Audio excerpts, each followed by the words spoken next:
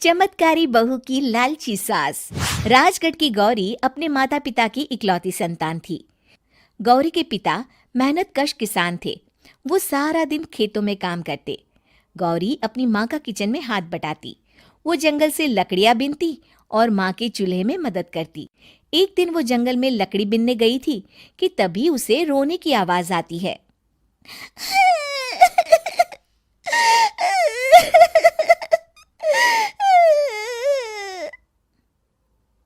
अरे, यहाँ कौन रो रहा है? इस जंगल में भला किसी के रोने की आवाज? जरूर कोई जंगल में फंस गया होगा। वो देखती है तो उसे एक परी दिखाई देती है जिसका एक पंख टूटा होता है। अरे, तुम कौन हो और क्यों रो रही हो? मैं परीलोक की रानी हूँ। पृथ्वीलोक में घूमने आई थी, लेकिन देखो ना, मेरे पंख ही टूट गए। अब मैं कैसे उड़ान भरूंगी? अरे, इसे जोड़ना तो आसान है। रुको, मैं अभी जोड़ देती हूँ। ये कहकर गौरी लकड़ी और रस्सी की सहायता से पंखों को जोड़ देती है।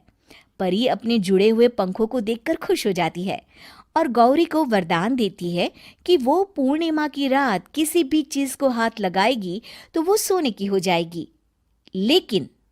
लेकिन गलती से अगर उसने किसी इंसान को छू लिया तो वो अगली पूर्णिमा तक सोने का ही रहेगा। गौरी घर आती है और सारी बात अपने माता पिता को बताती है।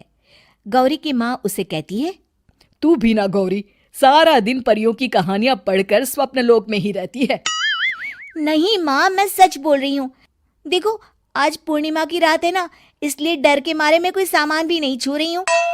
अच्छा, ऐसी बात है बिटिया रानी, तो जरा इस घड़े को हाथ लगा दे। गौरी घड़े को जैसे ही हाथ लगाती है वो सोने का हो जाता है। गौरी के माता पिता घड़े को देखकर हैरान रह जाते हैं। अगले दिन गौरी के पिता उस घड़े को सुनार के पास बेचने जाते हैं तो रास्ते में उन्हें कंचा काकी मिलती है। वो सोने का घड़ा देखकर गौरी के पिता से पूछती है, अरे गौरी के बापू, ये पीतल तो बड़ा चमक रहा है। अरे काकी, ये पीतल नहीं, सोना है, सोना। बेचने ले जा रहा हूँ। अरे, कहीं कोई लॉटरी लग गई है क्या? इतना सोना? गौरी के पिता काकी को गौरी को परी द्वारा दिए वरदान के बारे में बताते हैं।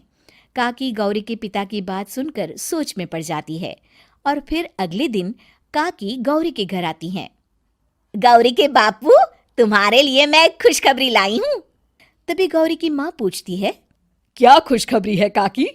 अरे, तुम्हारी बेटी का रिश्ता मैं अपने बेटे से करना चाहती हूँ। अरे, कब तक अपनी सयानी लड़की को घर पर बिठा कर रखोगी? हाँ, देखो काकी, मैं ऐसे ही व्यक्ति से अपनी बेटी की शादी कराऊंगा जो गौरी के वरदान से नहीं, उसके गुणों को समझे। अरे, हमें तो गौरी के गुण अच्छे लगे, इसीलिए तो आ गई हूँ मैं। फिर गौरी के माँ बाप मान जाते हैं और उसकी शादी काकी के बेटे से हो जाती है। अगले दिन, अरे गौरी, कल पूर्णिमा की रात है। तुम्हारे पिताजी परी के वरदान के बारे में बता रहे थे, तो मैं ना कुछ चीजें रख दूंगी, जरा हाथ लगा देना। तभी गौरी का पति वहां आ जाता है और अपनी माँ से कहता है, माँ, क्या जरूरत है गौरी के वरदान को इस्तेमाल करने की?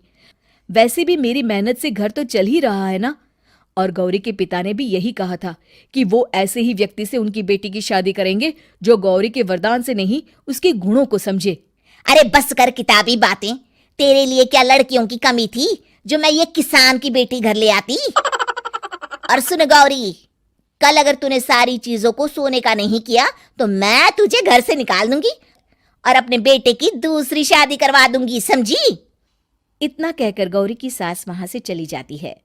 अगली पूर्णिमा की रात गौरी की सास गौरी के सामने ढेर सारे बर्तन रख देती है और कहती है, जल्दी कर गौरी, रात खत्म हो जाएगी। जल्दी जल्दी इन सारे बर्तनों को हाथ लगाकर सोने का कर दे। गौरी करती भी तो क्या, वो जैसे ही एक छोटे से बर्तन को छूने वाली होती है कि उसकी सास भड़क जाती है। क्या मजाक बना रखा है? इतने छोटे से बर्तन में क्या होगा? ये ले, ये बड़ा वाला बर्तन। जैसे ही बड़ा सा बर्तन लेकर गौरी की सास उसकी तरफ बढ़ती है, वैसे ही बर्तन के बाहर से वो धड़ाम से गिर जाती है। सास को गिरा देख गौरी उन्हें संभालने दौड़ती है और वो सास को हाथ लगाकर कहती है, अरे सासू माँ, क्या हो गया आपको? कहीं चोट तो नहीं लगी ना? लेकिन जैसे ही वो हाथ सास से हटाती है तो देखती है कि उसकी सास सोने की हो गई है। गौरी सोनी की सास को देखकर रोने लगती है और अपने पति से कहती है,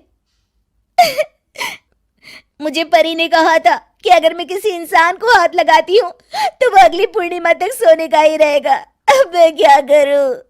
अरे करना क्या है, माँ को उठाकर अलमारी में रख दो। और हाँ, लालच का फल बुरा ही होता है। ज्यादा बड़े बर्तन को सोने का बनाने के चक्कर में माँ का ये हाल हुआ है। ये कहकर वो दोनों माँ की तरफ देखने लगते हैं।